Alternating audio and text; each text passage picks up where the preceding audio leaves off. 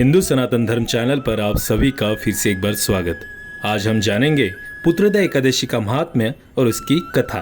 पुत्रदा एकादशी पुत्र और ऐश्वर्य और मोक्ष देने वाली मानी गई है। रविवार 21 जनवरी 2024 को पुत्रदा एकादशी मनाई जा रही है।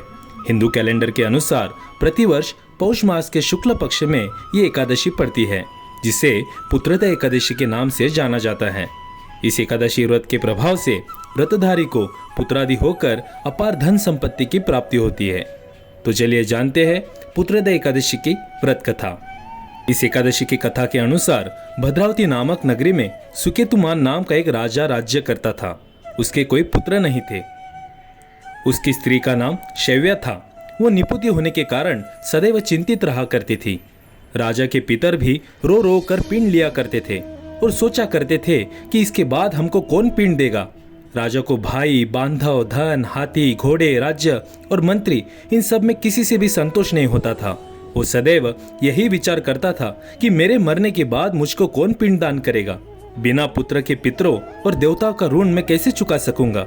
जिस घर में पुत्र न हो उस घर में सदैव अंधेरा ही रहता है। इसीलिए पुत्र उत्पत्ति के लिए प्रयत्न करना चाहिए। जिस मनुष्य ने पुत्र का मुख देखा है वो धन्य है। इसको इस लोक में यश और परलोक में शांति मिलती है, अर्थात उसके दोनों लोग सुधर जाते हैं। पूर्व जन्म के कर्म से ही इस जन्म में पुत्र, धन आदि प्राप्त होते हैं। राजा इसी प्रकार रात दिन चिंता में लगा रहता था। एक समय तो राजा ने अपने शरीर को त्याग देने का निश्चय किया, परंतु आत्मघात को महान पाप समझकर उसने ऐसा नहीं किया। एक दिन राजा ऐसे ही विचार करता हुआ अपने घोड़े पर चढ़कर वन को चल दिया तथा पक्षियों और वृक्षों को देखने लगा। उसने देखा कि वन में मृग, व्याघ्र, सुअर, सिंह, बंदर, सर्प आदि सब भ्रमण कर रहे हैं। हाथी अपने बच्चों और हथिनियों के बीच घूम रहा है। इसी वन में कहीं तो गिदड़ अपने कर्कश स्वर में बोल रहे हैं, कहीं उल्लू ध्वनि कर रहे हैं। वन के दृश्य को देखकर राजा सोच विचार में लग गया। इसी प्रकार आधा दिन बीत गया। वो सोचने लगा कि मैंने कई यज्ञ किए, ब्राह्मणों को स्वादिष्ट भोजन से तृप्त किया, फिर भी मुझको दुख प्राप्त हुआ, क्यों?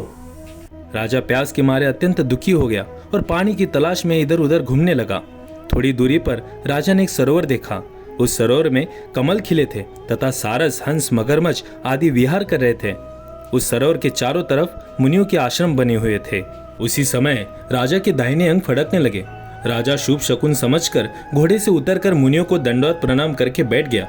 राजा को देखकर मुनियों ने कहा, हे राजन, हम तुमसे अत्यंत प्रसन्न हैं। तुम्हारी क्या इच्छा है सो कहो। राजा ने पूछा, महाराज, आप कौन हैं और किस लिए यहाँ आए हैं?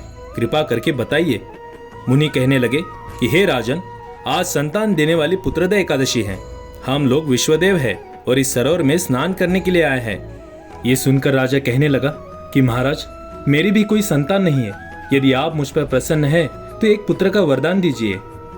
मुनि बोले, हे राजन, आज पुत्रदा एकादशी है, आप अवश्य ही इसका व्रत करें। भगवान की कृपा से अवश्य ही आपके घर में पुत्र होगा। मुनि के वचनों को सुनकर राजा ने उसी दिन एकादशी का व्रत किया और द्वादशी को उसका पारण किया। इसके पश्चात मुनियों को प्रणाम करके महल में वापस आ गया। कुछ समय बीतने के बाद रानी ने गर्भ धारण किया और 9 महीने के पश्चात उनको एक पुत्र हुआ।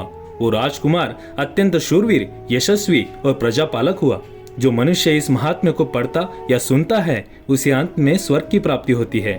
भगवान श्री कृष्ण कहते हैं, पुत्र की प्राप्ति के लिए सभी को पुत्रदा एकादशी का व्रत करना चाहिए। तो ये थी पुत्रदा एकादशी की व्रत कथा।